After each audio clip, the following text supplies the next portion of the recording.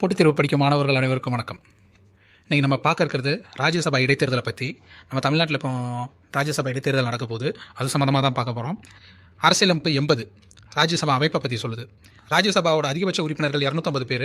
அதில் தற்போது எத்தனை பேர் இருக்காங்கன்னா 245 பேர் இருக்காங்க. அதில் மாநிலம் மற்றும் யூனியன் பிரதேசத்துலேருந்து 238 பேரும், குடியரசுத் தலைவரால் நியமிக்கப்படுறவங்க 12 பேர் இருக்காங்க. இந்த குடியரசுத் தலைவரால் நியமிக்கப்படுற நியமன உறுப்பினர்கள் எந்தெந்த துறையிலேருந்து இருப்பாங்கன்னா, இலக்கியம், அறிவியல், கலை, சமூக சேவை அந்த போன்ற துறைகள்லேருந்து இருந்திருப்பாங்க. மாநில சட்டமன்ற உறுப்பினர்களாக இருக்க எம்எல்ஏக்கள் மூலமாக தான் ராஜ்யசபா உறுப்பினர்கள் தேர்ந்தெடுப்பாங்க. தேர்தல் முறை விகிதாச்சார பிரதிநிதித்துவ முறை. இந்த முறையில் தான் தேர்ந்தெடுப்பாங்க. நம்ம ராஜ்யசபாங்கிறத இந்திய பாராளுமன்றத்தின் மேலவை அல்லது மாநிலங்களவை அப்படின்னு அழைப்பாங்க. இது ஒரு நிரந்தர அவை, கலைக்கப்படாது. 2 ஆண்டுகளுக்கு ஒரு முறை 3ல் 1 பங்கு உறுப்பினர்கள் ஓய்வு பெறுவாங்க. அவங்களுக்கு தேர்தல் நடக்கும். இப்போ தமிழ்நாட்டில் மொத்தம் ராஜ்யசபா உறுப்பினர்கள் 18 பேர். 2026 அதில் 6 பேர் ஓய்வு பெற்று 6 பேரை தேர்வு பண்ணாங்க.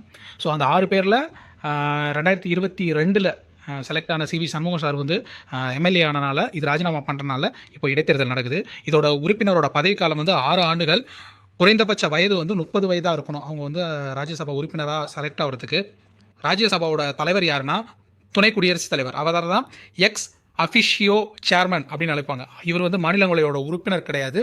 ஆனால் முடிவு செய்யும் கேஸ்டிங் ஓட் செலுத்தும் அதிகாரம் அவருக்கு உண்டு. அதாவது ஒரு மசோதா தாக்கலாகி நிறைவேறும்போது அந்த மசோதாவோட இது சரிசமமாக முடியும் போது, உறுப்பினர்களோட ஓட்டு சரிசமமாக முடியும் போது அதை முடிவு செய்யறதுக்காக துணை குடியரசுத் தலைவர் அதுக்கு ஓட்டளிக்கலாம்.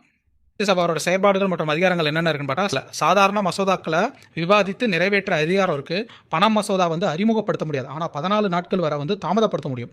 பரிந்துரை வழங்கலாம். ஆனால் அதை ஏற்கனவே வேணாமான்னு மக்களவையோட விருப்பம் தான் அது. குடியரசுத் தலைவர் தொடர்பான அதிகாரங்கள் என்னென்னா, குடியரசுத் தலைவரோட தேர்தலில் பங்கேற்கிறதுக்கும் அவரை பதவி நீக்கம் பண்ணுறதுக்கும் இந்த ராஜ்யசபா உறுப்பினர்களுக்கு அதிகாரம் இருக்குது. வேறு எந்தெந்த பணியாளர்களை நீக்கிறதுக்கு உங்களுக்கு அதிகாரம் இருக்குன்னா, உச்சநீதிமன்ற தலைமை நீதிபதி, உச்சநீதிமன்ற நீதிபதி, உயர்நீதிமன்ற நீதிபதி, இந்தியாவின் கணக்காய்வு மற்றும் தணிக்கைத்துறை தலைவர், தலைமை தேர்தல் ஆணையர், இந்த 5 பேரோட இது உங்கள் நீக்கிறதுக்கு பங்கெடுக்கலாம். அவசர சட்டமாக குடியரசுத் தலைவர் வெளியிடுற ஆர்டிகல் 123 ஒப்புதல் வழங்குற அதிகாரமும் இருக்குது உங்களுக்கு. நெருக்கடி நிலையின் போது 3 வகையான நெருக்கடி நிலைகளுக்கு ஒப்புதல் அளிக்க குடியரசுத் தலைவர் அளிப்பார். அதுக்கும் உங்களுக்கு அதிகாரம் இருக்காது. எந்தெந்த ஆர்டிகல்னா 352, 356, 360. ஸோ தமிழ்நாடோட இப்போ நடக்கிற ராஜ்யசபாவோட பார்த்தா மொத்தம் 234 எம்எல்ஏக்கள் நம்ம தமிழ்நாடு சார்பாக ஒரு ராஜ்யசபா உறுப்பினர் தேர்ந்தெடுக்கணும்னா 34 எம்எல்ஏக்களோட ஆதரவு தேரணும். இப்போ சிபி சண்முகம் சார் ரிசைன் பண்ணுறாரு. அவரோட பதவிக்காலம் எப்போ இருந்துச்சுன்னா 30/6/2022 29/6/2029 வரைக்கும் இருக்குது. இப்போ சப்போஸ் புதுசாக செலக்ட் ஆகிற அந்த பிரவீன் சக்கரவர்த்தி அவர் 29/6/2028 வரை மட்டும் தான் இருப்பார். ஸோ கூட்டணி ஆதரவில் 18/6/26 போட்டியின்றி தேர்வாக அதிக வாய்ப்பு. ஏன்னா வேறு யாருமே அதுக்கு அப்ளை பண்ணல. ஸோ இதுதான் கால்குலேஷனு.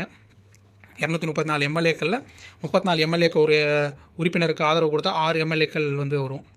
நியமன ராஜ்யசபா உறுப்பினர்கள் 12 பேர் சொன்னோம்ல, குடியரசுத் தலைவரால் நியமிக்கப்படுறவங்க. அவங்க யாரெல்லாம் பார்த்தா, இளையராஜா அவர்கள் கலையிலேருந்து 2022 28 வரைக்கும், பிடி உஷா விளையாட்டு அவங்களும் 2022 28, விஜயேந்திர பிரசாத் கலை திரைக்கதை 2022 28, வீரேந்திர ஹெக்டே சமூக சேவை 22 28 வரைக்கும் அவங்களும், குலாம் அலி கதானா அவங்க சமூக சேவை 22 28 வரைக்கும், சுதாமூர்த்தி சமூக சேவை அண்ட் கல்வி அவங்க 2024 2030 வரைக்கும், சத்னம் சிங் சந்து கல்வி 2024 30 வரைக்கும், மீனாட்சி ஜெயின் இலக்கியம் அண்ட் கல்வி 2025 31 வரைக்கும், உஜ்வல் நிகாம் சட்டம் 2025 2031 வரைக்கும், ஹர்ஷ்வர்தன் சிங்கல தூதரகம் 2025 31 வரைக்கும், சதானந்தன் மாஸ்டர் சமூக சேவை 25 31 வரைக்கும், ஹரிவன்ஷ் நாராயண் சிங் பத்திரிகை துறையிலேருந்து 2026 32 வரைக்கும் இருக்காங்க அவரோட பதவிக்காலம்.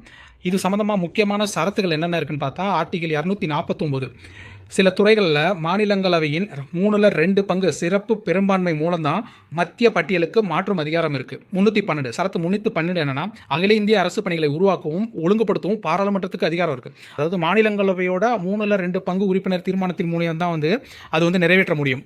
அதுக்கப்புறம் கூட்டத்தொடர், அதாவது இரு அவையும் பாராளுமன்றத்தோட மேலவையும் கீழவையும் மாநிலங்களவையும் மக்களவையும் கூட்டத்தொடரை அழைப்பு விடுப்பவர் யாருன்னா குடியரசுத் தலைவர். அதுக்கு தலைமை வகிப்பவர் மக்களவை சபாநாயகர். இந்த இரு அவைகளுக்கும் இடையே நிறைவேற்றும் போது ஏதாவது ஒரு முரண்பாடு ஏற்பட்டால் குடியரசுத் தலைவர் உங்களுக்கு அழைப்பு விடுப்பார். அரசியலமைப்பு திருத்த மசோதாவுக்கு இந்த இது தேவையில்லை. மசோதா எந்த ஒரு பரிந்துரையும் மேற்கொள்ள இயலாது. அது ஜஸ்ட் விவாதம் மட்டும் நடத்தலாம், அதுக்கு மட்டும்தான். இது வரைக்கும் 3 முறை வந்து இந்த கூட்டத்தொடர் வந்து நடந்திருக்கு.